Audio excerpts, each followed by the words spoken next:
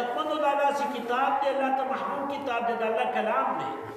الله تبارک وتعالى په خپل پیغمبر محمد رسول الله صلی الله علیه وسلم خاتم النبیین افضل الرسول صلی الله علیه وسلم باندې نازل کړی دی او دا د نبی اسلام معجزه را تر ټولو قیامت پورې بچی قرآن مجید دا داسې کتاب دی چې دا انسان که خلاصوي او بیا یې وایي بیا یې اختتام ته رسوي بیا وي ډبرې تورېږي نه نور به ورته شوق پیدا کېږي دا داسې کتاب او دا کتاب بلې الله تبارک وتعالی په ځنکدن کې په کار راولي په قبر کې به په کار راولي په محشر کې به په کار راولي تر دې پورې چې د محشر په میدان باندې چې تا د قرآن مجید په آیاتونو مبارکو باندې عمل کړی وي همدغه آیاتونو مبارکو دا قرآن مجید د یو ښایسته نوجوان په شکل طالب سفارش کوي تر دې پورې چې تا جنت ته داخل کړي او بیا په جنت کې د دې کتاب چې دا ادبي کتاب دی دا د الله تبارک تعالی کلام دی او د الله تبارک تعالی چې نو دا کلام دی نو دا چې څنګه د الله ذات قدیم دی نو دا سلام قدیم دی د دې تلاوت پتا ته په قرآن په دغه کې په جنت کې کیږي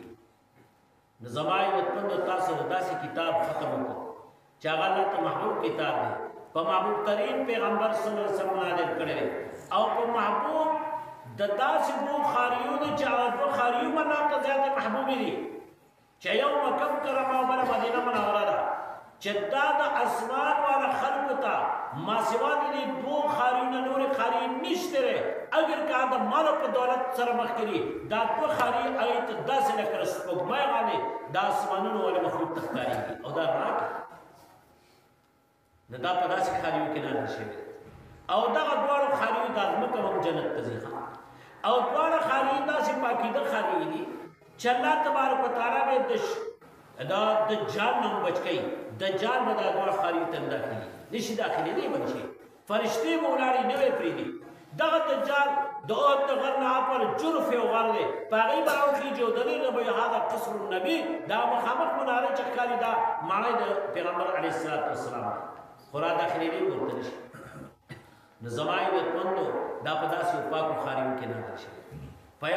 هغه پیغمبر چې هغه په تمام انبیاء علیه السلام کې افضل الرسول امام الانبیاء صلی الله علیه وسلم النبی صلی الله علیه وسلم پای باندې در شوی الله موږ تاسو ته په تفکر را کړی دی موږ تاسو په کار چې په دې باندې عمل وکړو الله دې موږ تاسو د دنیا او آخرت خیر نصیب وګرځي الله دې تاسو په عمر کې خیر او برکت واچي الله دې جماعت په تاسو باندې آباد ساتي چې څه قسم خدمت پرې ختم مبارکه کې کړي مالی جاری د محبت په لحاظ سره تاسو راغلي الله دې موږ تاسو ټول خیر دار نصیب کړي ما آیات مبارکه لوستو الله فرمایي شهر رمضان الذي نزل فيه القرآن میاش د رمضان چې په دې کې الله تبارک تعالی د قرآن مجید نازل کړي د رمضان مبارک د قرآن مجید پر کې وړي په وخت لري خو دې په تاسو تمام خطور ته وام چې په دې رمضان مبارک کې سورۃ تلاوت کې دا په نوام موضوع کې لیکي پر رمضان مبارک کې چې ناخیو باندې کسر کم از کم عام کو ختم دري نه چې کوم خو بزرګانو نه کارو د بشرات نه خدای په ضرور سره پیځي ختم دورا را په نور کې لیکي د دې ځان له اورت او وین د دې زمای د پوند چې مبارک میاشتا په مبارک میاش کې د مبارک کتاب تلاوت کیږي نو څنګه چې د دې میاش په برکت باندې الله د اعمال صالحات قدردانی په سوچت زیاته کوي نو دا شرط قرآن مجید تلاوت الله تبارک تعالی قدردانی دی حدیث مبارک میں رسول اللہ صلی اللہ علیہ وسلم فرمائی الصوم جنہ دا روزه چې دا ډال دی ګور تاسو ګوري کله موږ تاسو باندې ډیر ګناګاری خو چې روزه شروع شي چې څوک د ګناه خبره کوي وي را پرې سړی روزه نه کوي او د روزه دا برکت چې ډیر خبره مخاط نه کوي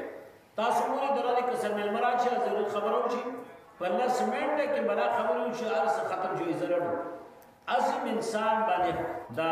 د غلط خبره دا په خینه لګي چې دا نه کیږي دا وګوره دا ډال دی دویم کړي او ګناه ته لړوم شي چې دا کول دي خزر فورن تنا خپل نفس را کابو کی او روزه نه ده څنګه روزه به خراب شي د زمای د تند روزه دا ډال دی الله تبارک تعالی په دې باندې خپل بنده حفاظت کوي آپ العمل صالح درجات ورته دی په حفاظت کوي الله دې رحیم و کریم ذات تعالی نے توسط سره د احسان معلوم کی وا